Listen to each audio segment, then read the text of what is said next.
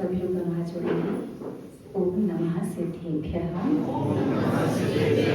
जय बड़े पंच परमेश्वरी भगवान की, श्री आदिनाथ भगवान की, श्री वासु पूज्य भगवान की, श्री वर्धमान महावीर स्वामी भगवान की, परम गुरु परम पिता परमात्मा 1008 श्री श्रीमंदिर स्वामी भगवान की, 20वीं सदी के प्रथमाचार्य मुनिकुल पिता महाचार्य चक्रवर्ती आचार्य श्री शांति सागर जी मुनि महाराज की, पूज्य आचार्य गुरुदेव श्री वसुनंदी जी मुनि महाराज की, रत्नत्रयधारी तपोधन श्रेष्ठ परम श्रद्धेय परम पूजनीय मम शिक्षा दीक्षा गुरु गणियारिका श्री स्वामी नंदिनी माता जी की, अहिंसा प्रधान श्रीमद सैन्य धर्म की।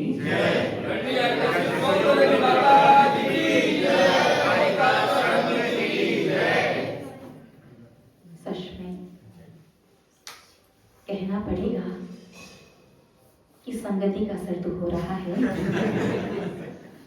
अब आप लोग बात भी लॉजिक के साथ ही करते हैं और शायद ऐसा लगता है मैं आपको थोड़ा बहुत विशेष ज्ञान भी प्राप्त हो गया है, प्रकट हो गया है, क्योंकि कल ही हमारे पास संकेत आया था पूज्य बड़ी माता जी के पास से कि 30 तारीख से 2 तारीख के बीच में आर्यिका संघ को संकेत मिलेगा कि प्रवास भागलपुर ही करना है या आगे की ओर बिहार करना है।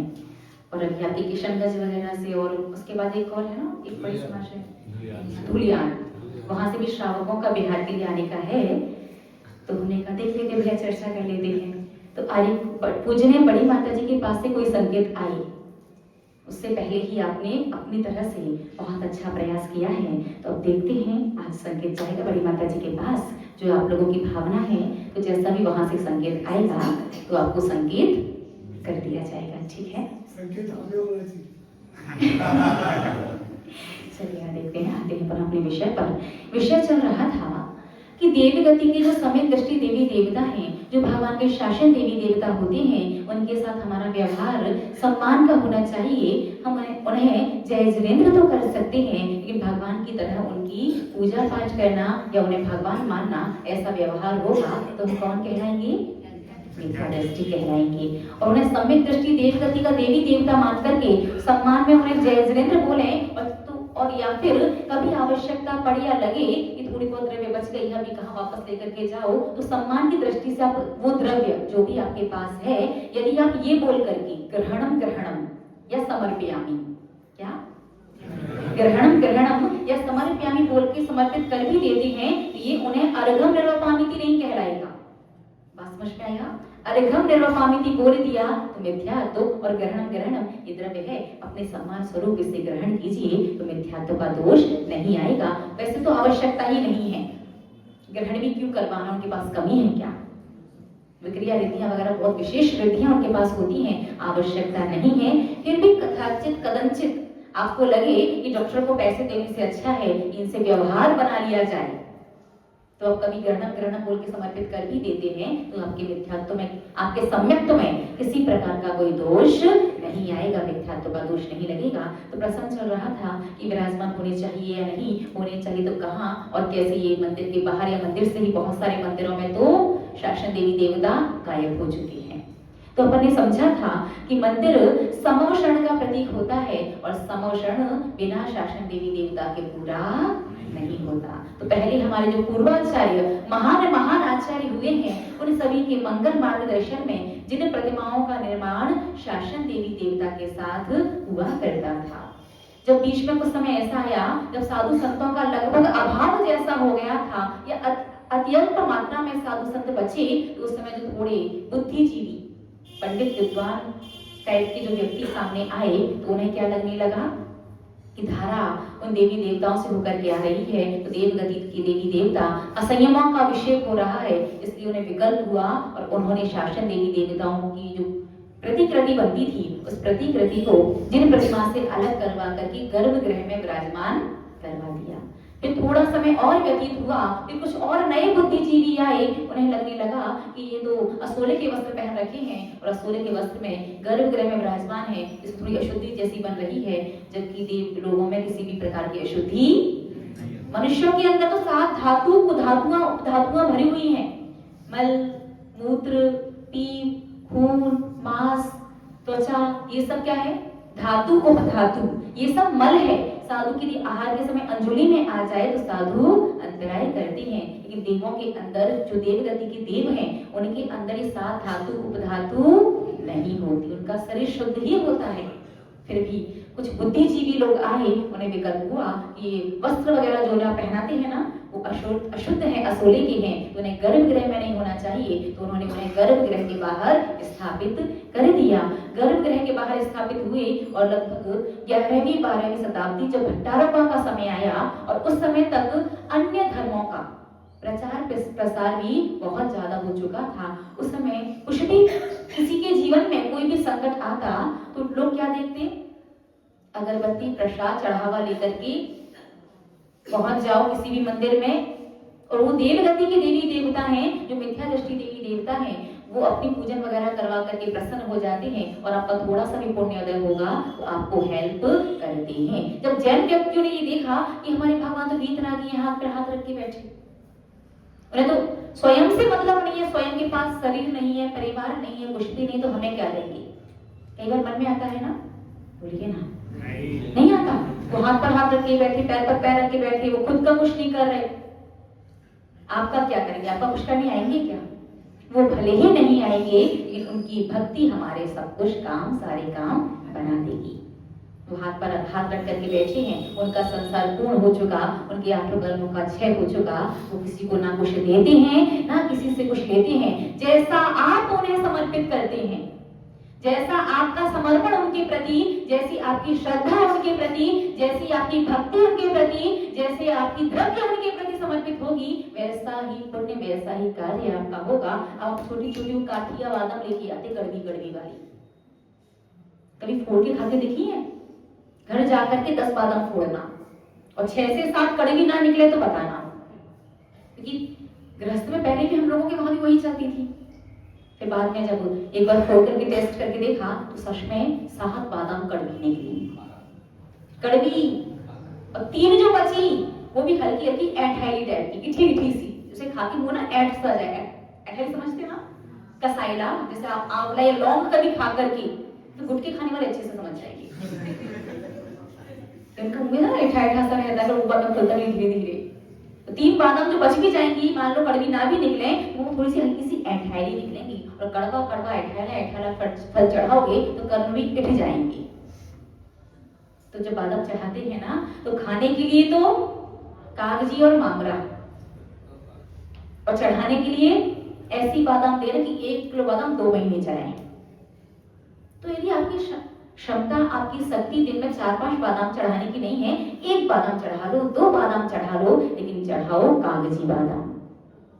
बीजी लेके नहीं आना, मिगी जो होती है ना, क्या बोलते हैं, मिगी या बीजी क्या बोलते हैं, क्या गुली, बादाम फोड़ करके जो अंदर का जो निकलता है जिसे खाते हैं उसे क्या बोलते हैं, बादाम गुली। अच्छा, जो भी समझ गए ना, वो यदि आप चढ़ाते हैं वो नैवेद्य में आएगा, तो फल नहीं है। फल में आप कागजी बादाम आती है, साइज उसका थोड़ा सा बड़ा होता है, और सॉफ्ट कवर वाली लेके नहीं आना। सॉफ्ट कवर वाली जो कागजी बादाम आती है वो टूटी टूटी सी होती, वो नैवेद्य में आएगी। हार्ड कवर वाली थोड़ी सी लेकर के आना, इतना बड़ा साइज होता है। शक्ति, क्षमता, सामर्थ्य कम हो तो दिन की 1 बादाम चढ़ा देना, चल जाएगा, लेकिन मीठा और अच्छा फल चढ़ाओगे तो अच्छा ही फल जीवन में प्राप्त होगा। भगवान भले किसी कुछ देते नहीं है, किसी से कुछ लेते नहीं है, आप जो भी द्रव्य उन्हें समर्पित करते हैं वैसा ही फल, जैसी क्रिया आपकी होती है वैसा ही फल आपके पास लौट करके आता है। आप यदि कहो कि हम तो अभिषेक करने जा रहे हैं, जीवन में संकट क्यों है, आप भले ही भगवान का अभिषेक कर रहे हो, भगवान का अभिषेक करने से पाप कर्म का उपशमन होता है, पाप कर्म शांत हो जाता है भगवान जिनेंद्र देव के अभिषेक करने से। लेकिन पाप कर्म का क्षय करना है, पाप कर्म की निर्जरा करनी है, तो अभिषेक की विधि का ज्ञान भी होना चाहिए। बस समझ में, उपशमन यानी दवा देना, अभी शांत कर देना, लेकिन उसे बिल्कुल बाहर निकालना है, उसके फल भोगने से बचना है, तो आपकी क्रियाएं भी सही होनी चाहिए। द्रव्य की बात पुनः बताएंगे, पहले अगले विषय पर आ जाते हैं। तो 11वीं 12वीं शताब्दी में जब देखा कि अन्य धर्मों का, अन्य मतों का प्रचार प्रसार बहुत ज्यादा हो चुका था, जब भी कोई संकट समस्या जीवन में आ जाती तो व्यक्ति वहां पर प्रसादी अगरबत्ती वगैरह लेकर के पहुंच जाते, क्योंकि श्रावकों को लगने लगा था कि हम जब मंदिर जाते हैं भगवान की नित्य प्रतिदिन पूजन कर रहे हैं, दर्शन कर रहे हैं, अभिषेक कर रहे हैं, और हमें हमारे जीवन में उस प्रकार का फल दिखाई नहीं दे रहा। और ये देवगति के देवी देवता हमारे जैसे, ये जल्दी सुन लेते हैं, जल्दी हमें फल मिल जाता है, तो जब भी समस्या आएगी तो इनके पास जाएंगे, बाकी देवी देव दर्शन करने जिन मंदिर भगवान के पास जाएंगे। आप लोग भी कई बार करते ना, यहाँ से मंदिर से दर्शन करके घर पर जा रहे हैं, रास्ते में अन्य धर्म के देवी देवताओं के आपको जिन मंदिर तो नहीं कहेंगे, जो भी मंदिर वगैरह मिल जाए, पर क्या करते हैं, बहुत से श्रावक बड़े समझदार, वो बोल रहे थे माता जी मुंह से कुछ नहीं कह दे, बस ऐसे कर लेते हैं। ये कर तो और गड़बड़ है, कथनचित कदाचित मुंह से बोलना पड़े तो आप कम से कम जय जिनेंद्र, इसका अर्थ है भगवान जिनेंद्र देव जयवंत रहे, ये तो फिर भी ठीक है। ये करना तो ऐसा हो जाएगा भगवान को नमस्कार हो। बात समझ में आई? एक पिता और एक पिता जैसा दो व्यक्ति हैं, दोनों के प्रति एक सा व्यवहार करोगे क्या? एक भले ही दोनों की एक सी हो, फिर व्यवहार दोनों के प्रति एक सा नहीं कर सकते। पिता पिता ही रहेंगे, जो पिता जैसे हैं वो पिता जैसे ही रहेंगे, दोनों के प्रति व्यवहार नहीं हो सकता। ठीक उसी प्रकार से जो वीतरागी सर्वहेतुपदेशी है, जो सिद्धालय में विराजमान है, अरिहंत अवस्था में विराजमान है, वो हमारे भगवान है, हम उनका सब कुछ कर सकते हैं। लेकिन जो देवगति का देवी देवता है, जो आपकी तरह रागी ऋषि है, जिसके पास पत्नी है, पति है, कपड़े हैं, गहने हैं, अस्त्र शस्त्र हैं, जो भोजन वगैरह करता है, उसके साथ हम भगवान जैसा व्यवहार नहीं करेंगे। क्यों नहीं करेंगे? क्योंकि आचार्य भगवंत कुंद स्वामी मुनि महाराज अष्टपावड़ ग्रंथ में लिखते हैं कि एक बार भी मिथ्यात्व को भगवान मान करके सिर झुकाया है तो जीवन में उस जीव को 4 लाख पर स्त्री सेवन का दोष लगता है, और स्त्रियों को पर पुरुष सेवन का। अष्टपावड़ ग्रंथ, उसकी महिमा पता है क्या है? कुंद स्वामी मुनिराज आचार्य परमेष्ठी 8 दिन तक साक्षात भगवान के सम्मोषण में, अपन लोगों को तो मिले नहीं, पंचम काल के 3 ही आचार्य हैं जिन्होंने साक्षात अरिहंत भगवान सीमंदर स्वामी के दर्शन किए हैं। आचार्य भगवंत कुंद स्वामी, आचार्य भगवंत उमा स्वामी और आचार्य भगवंत पूज्यपाद स्वामी, डायरेक्ट दर्शन किए भगवान के।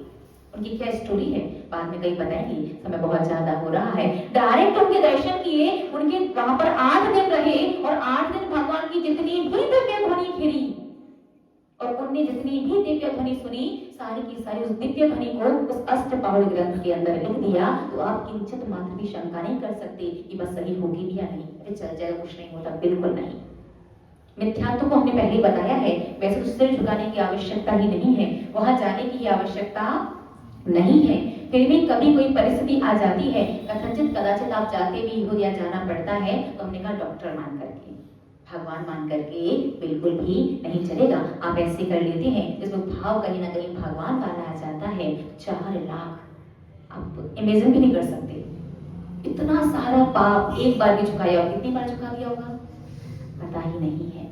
तो आज के बाद हमेशा ध्यान रखना, कभी ऐसा प्रसंग उपस्थित हो जाए, आप उनके समक्ष पहुंच जाए, चाहे घूमने की दृष्टि हिसाब से या देखने के हिसाब से, किसी भी हिसाब से वहां पहुंच जाते हैं और कुछ करना पड़े तो हमेशा हाथ जोड़ करके बस क्या अभिवादन करना, जय जिनेंद्र। इसका अर्थ हमने उनके लिए हाथ नहीं जोड़े, हमने भगवान जिनेंद्र देव जयवंत हो इस संदर्भ में हाथ जोड़े हैं।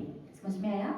तो जब भट्टारकों ने देखा कि जो जैन समाज है, जो जैन व्यक्ति है, मिथ्यात्व की ओर अग्रसर हो रहा है, और जो मिथ्यात्व है वो एक भव नहीं कई भवों तक परेशान करता है, तो उन्होंने एक श्रावक को समझाने के लिए और मिथ्यात्व में जाने से रोकने के लिए उन्होंने कहा कि जिन मंदिर जो आप भगवान के दर्शन करने जा रहे हैं, तो गर्भगृह के बाहर उनके शासन देवी देवता है।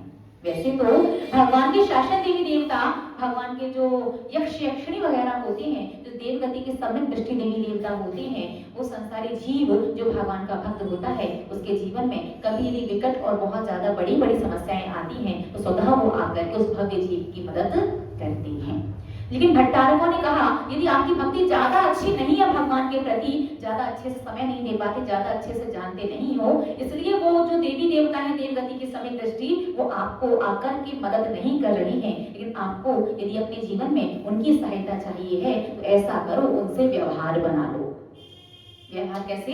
जब आप भगवान के दर्शन करने जा रहे हो, गर्भगृह के बाहर वो हैं तो उन्हें जय जयंत करके चले जाओ। और कभी लौट करके घर जा रहे हो, दृष्टि में आ जाए, बाहर क्षेत्रपाल स्थापित है वो आपको दिख जाए, उनको क्या करो? जय जयंत करो। अब इससे क्या होगा? इससे ये होगा कि आप प्रतिवर्ष प्रतिदिन आप उन्हें जय जिनेंद्र करेंगे। डेली अच्छे से हंसते मुस्कुराते खिलखिलाते चेहरे से उन्हें जय जिनेंद्र कर रहे हैं। और जिस दिन आपके जीवन में संकट आएगा, समस्या आएगी, परेशानी आएगी, आपके चेहरे से उन्हें प्रतिभासित हो जाएगी कि अभी आप किसी न किसी विकल्प में चल रहे हैं और डेली डेली अच्छे से जय जिनेंद्र कर रहे हैं। आज जय जिनेंद्र में वो मिठास, वो रौनक नहीं है, तो स्वतः वो ये जान करके कि आप हमेशा उनसे क्या अभिवादन करते थे कि भगवान जिनेंद्र देव जयवंत हो, वो समझ जाएंगे आप भगवान के बड़े ही अच्छे सच्चे वाले भक्त हैं। आप प्रतिदिन जिन मंदिर आते हैं, प्रतिदिन जिनेंद्र देव की अर्चना करते हैं, वंदना करते हैं, दर्शन करते हैं, तो वो स्वतः आपको आकर के फिर मदद करते हैं, आपको सहायता करते हैं। बात समझ में आई? तो इस तरह से भट्टारकों ने मिथ्यात्व में जाने से रोकने के लिए कहा कि आप इनसे व्यवहार बना लो। वैसे तो वो भगवान के भक्त का ध्यान रखते हैं, लेकिन आपकी भक्ति इतनी अच्छी है ही नहीं, वो सच है। इतने अच्छे से आप सब कुछ ध्यान से प्रवचन सुन रहे हैं ना, आनंद आ रहा कि नहीं आ रहा? घड़ी पर एक बार भी ध्यान नहीं गया और भी जस्ट एक फोन कॉल आ जाए, चलो रैंडम किसी पर्सन का होगा, नहीं भी उठाए, पर कोई अर्जेंट हो और उस व्यक्ति से आपको बहुत विशेष कार्य बनना हो, तो प्रवचन कितने भी अच्छे हों, क्या करेंगे? बोलिए ना, नहीं भी बोलिए तो समझ तो रहे हैं ना। तो जिनवाणी के प्रति भक्ति समझ में आ रही है? फिर आप कहते बुद्धि का विकास नहीं हो रहा, ज्ञान नहीं आ रहा, याददाश्त अच्छी नहीं है, सब कुछ भूल जाती है। लेकिन जिनवाणी के प्रति कैसी भक्ति? भगवान जिनेंद्र देव की दिव्य ध्वनि, साक्षात शब्द हम आपको बता रहे हैं, इसमें हमारा कुछ भी नहीं है। हमारी भूमिका तो एक पोस्टमैन की तरह है जो उनकी वाणी को आपके पास तक पहुंचा रही है। तो उनके प्रति, जिनवाणी के प्रति इतनी भक्ति कि वो यदि वो काम नहीं भी हुआ तो भी आपके पास इतनी व्यवस्था है, आपका काम चल जाएगा, खाने के लाले नहीं पड़ेंगे। इतना विश्वास रखो, जो भगवान का भक्त है उसे इतना तो मिलता ही मिलता है कि सिर पर छत, 2 जोड़ी कपड़े, 2 वक्त का भोजन, इसमें कमी नहीं आएगी। और ज्यादा विशेष चाहिए, विशेष भक्ति करना पड़ेगा। लेकिन आपकी भक्ति आप जानते हैं कैसी है? जो देवगति के सभी दृष्टि देवी देवता होते हैं उन्हें तो भगवान का अच्छा और सच्चा वाला भक्त चाहिए। क्योंकि आप देखिए ना, चंद्रगुप्त मौर्य की कहानी शाम को सुनाई थी ना, कितने वर्ष पहले की बात थी वो? 2200 साढ़े 2200 साल पहले।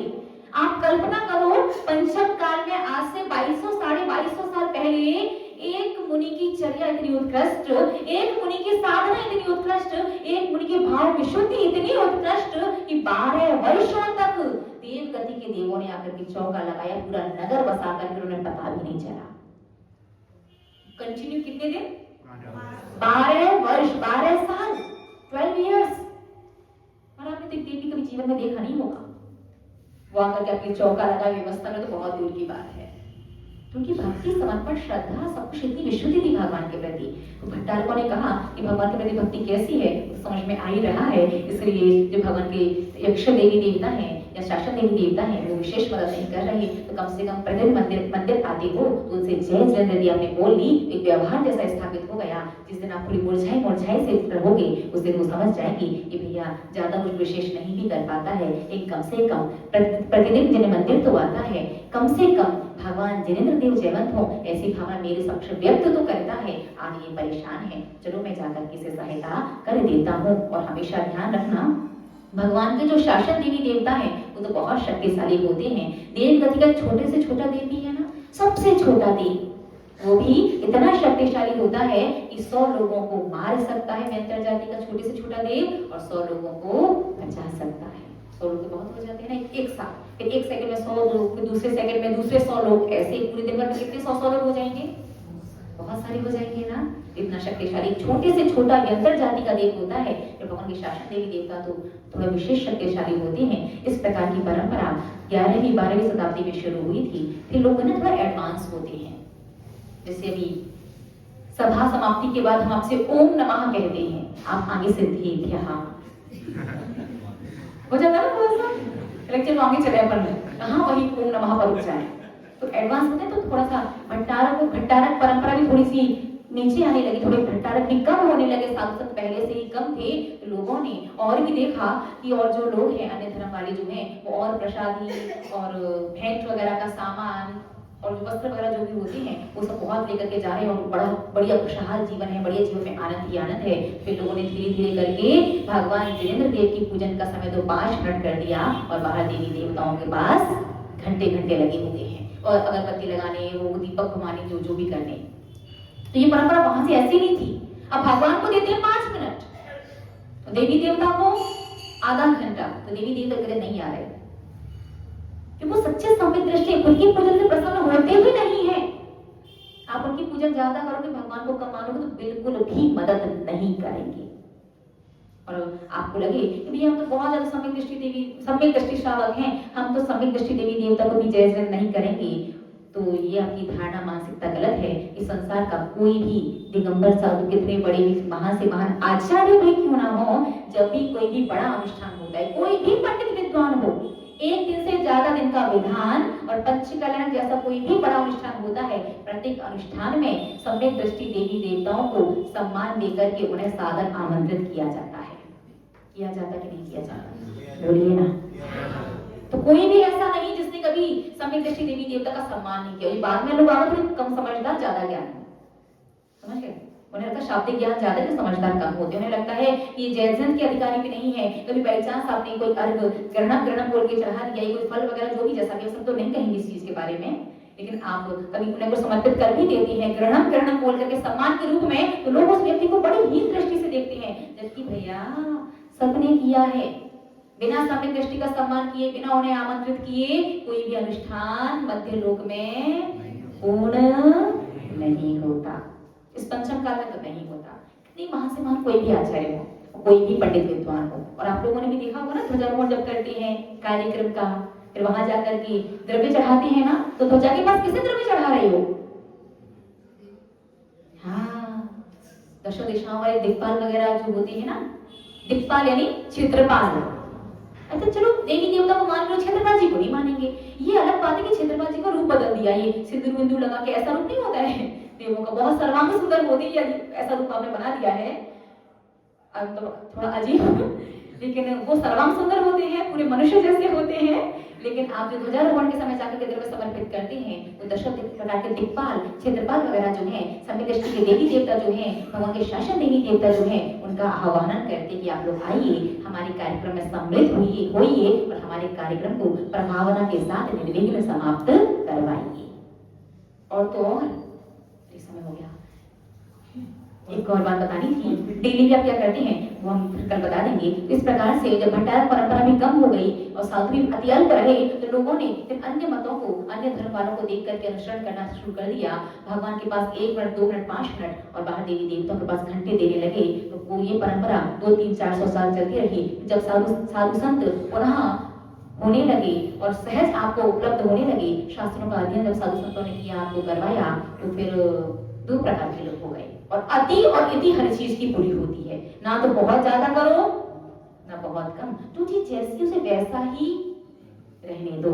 कमी और नुकसान, कमी और ज्यादा दोनों ही चीजें नुकसान को देने वाली हो जाती हैं। तो कुछ लोग तो फिर ऐसे 2 भागों में डिवाइड हो गए, ज्ञान अधिक है विवेक कम, तो क्या हो गया 2 भागों में डिवाइड। एक तो ऐसे लोग आए जो भगवान को कब उन्हें घंटों पूजने लगे, और एक ऐसे आए कि जिन्होंने लेके बहू को मंदिर से बाहर ही निकाल दी। भैया इनके पास तो गए भी, जय जय विद्या तो मिथ्या तो हो जाएगा। मतलब आपका रिश्तेदार रात्रि में खाता है, आलू प्याज लहसुन आदि अवश्य खाता है, उसका वेज नॉनवेज होटल का भी त्याग नहीं है, सब तो व्यसन करने में माहिर है, फिर भी उसे जय जय करते कि नहीं करते, उसे भेंट में पैसे देते कि नहीं देते। दामाद जी ऐसे निकल जाए तो फिर उन्हें तो सम्मान नहीं किया, तो भैया बेटी, समझ में आ रहा ना। राजनेता वगैरह आपके यहाँ आ जाए, सम्मान देते कि नहीं देते? राजनेताओं के चरित्र के बारे में नहीं जानते क्या आप लोग? तो वहां उन्हें सम्मान देने में जो सम्यक दृष्टि है भी नहीं, अता पता भी नहीं है, उन्हें सम्मान देने में, हाथ जोड़ने में आपको मिथ्या तो नहीं लगता। और जो भगवान जिनेंद्र देव के परम भक्त हैं, जो नियम से सम्यक दृष्टि ही होते हैं, कदाचित उनके समक्ष आपने भगवान जिनेंद्र देव जयवंत में ऐसा कह भी दिया तो मिथ्या तो का दोष लग जाता है। तो विचारणीय विषय है। तो देखिएगा, अपन को ना तो अति करनी है ना ही इति करनी है। मंदिर में कहीं स्थापित है और आपकी दृष्टि पड़ जाए और आपका मन करे तो जय कर लेना, नहीं भी करोगे तो चले जाएगा। मंदिर में स्थापित है, दृष्टि पड़ गई है, फिर मन में यदि उपेक्षा का भाव आ गया, ये कौन, हम नहीं करेंगे भैया, हम तो शुद्ध समी दृष्टि, तो फिर क्या होगा? हाँ, तो आपके संपत्ति में दोष क्यों? क्योंकि आपने जो व्यक्ति जैसा था उसे वैसा नहीं माना। देव गति का देवी देवता मानना था, उनके प्रति हीनता की भावना और उपेक्षा की भावना व्यक्त नहीं करती है। कॉन्सेप्ट क्लियर हुआ?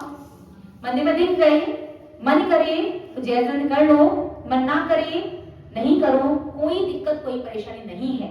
लेकिन यदि उपेक्षा की भावना, हीनता की भावना आ गई, ये बात सही नहीं है। इस प्रकार से भट्टारकों के समय से ये देवी देवताओं की विशेष, उन्हें चूल्हा वगैरह चढ़ाना, विशेष उन्हें फल फूल वगैरह चढ़ाना, विशेष उनकी पूजन वगैरह बन गई, उनकी आरती वगैरह बन गई। ये भट्टारकों के समय से बनी, उससे पूर्व इस प्रकार का प्रचलन नहीं था। उनका सम्मान तो किया जाता था, लेकिन इस प्रकार से आज लोग भगवान की तरह उन्हें पूजने लग गए।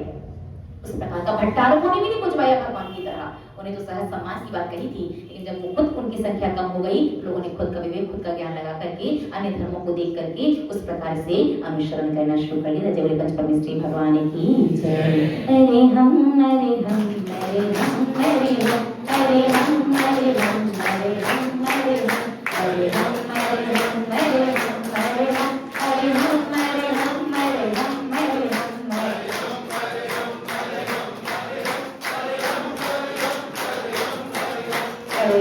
अरे हम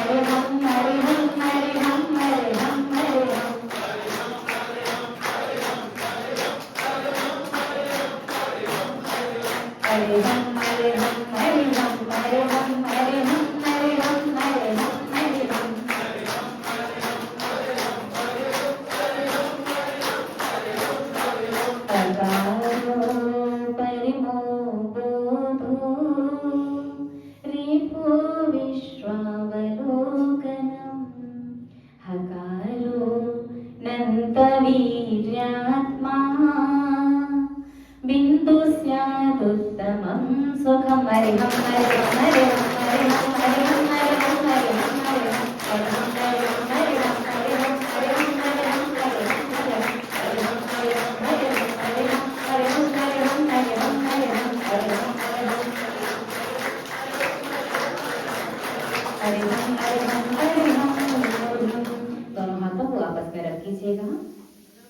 दोनों हाथों की हथेलियों को सबसे पहले आंखों पर लगाएंगे, मस्तिष्क का स्पर्श करते हुए सिर का स्पर्श करेंगे, गला और गर्दन, दोनों कंधों का स्पर्श करते हुए दोनों हाथ, पेट का स्पर्श करते हुए नाभि और दोनों पैरों का स्पर्श करते हुए कमर का स्पर्श करेंगे। खुले आंखों को जिनवाणी स्तुति। और एक और बात, आज अष्टमी का पर्व है और जैसा कि अभी हमने 2 दिन पहले पूछा था कि आप लोगों ने कभी प्रतिक्रमण किया है क्या? हाँ, तो ये मतलब एक बहुत बड़ी बात है कि जीवन में इतने पर्युषण पर्व, इतने दशलक्षण पर्व व्यतीत हो चुके, इतने अष्टमी चतुर्दशी पर्व व्यतीत हो चुके, इतने साधु संतों का सानिध्य मिलने के बाद भी आप लोगों ने प्रतिक्रमण नहीं किया। यूं तो प्रतिदिन 2 बार प्रतिक्रमण किया जाता है, 2 बार नहीं, कम से कम 1 बार करो, 1 बार नहीं तो अष्टमी चतुर्दशी प्रतिक्रमण का क्या मतलब है, क्या महत्व है, कैसे किया जाता है, कैसे कर सकते हैं। यदि आज आपको 5 मिनट का भी समय मिले तो आप लोग थोड़ा सा समय पर आना, ठीक 6:45 बजे, फिर 5 मिनट प्रतिक्रमण करके आप वापस भी घर जा सकते हैं। जीवन में कम से कम 1 बार तो प्रतिक्रमण कर लो कि ऐसा प्रतिक्रमण, यद्यपि बहुत सारे श्रावक प्रतिक्रमण है, लेकिन एक प्रतिक्रमण ऐसा है जिसमें सिर्फ इस भव के ही नहीं, अनादिकाल से जो आपने अनंत भव ग्रहण कर लिए हैं, सिर्फ आज आपके 5 मिनट आपके अनंत भव से संचित पाप कर्मों को 10% तक कम कर सकते हैं। तो यदि अनुकूलता बैठे, मानसिकता बने और एडजस्ट हो जाए समय, तो ठीक 6:45, थोड़ा सा लेट नहीं होना है, ठीक है? ठीक 6:45 बजे अपन आज अष्टमी का पर्व है, प्रतिक्रमण करेंगे और उसके बाद अपनी संध्याकालीन क्लास जवान के ज्ञान से सूझे लोकालोक सोवाणी मस्तक हरि सदाने धूमो ये जवानी भारती दो जपदने जो दर्शना रहे सो पावर सुचे देव रजवरी हंत को गुरु सेवा निरंतर दया धर्म पालो सदा ये मोक्ष का पंथ नवान होगा।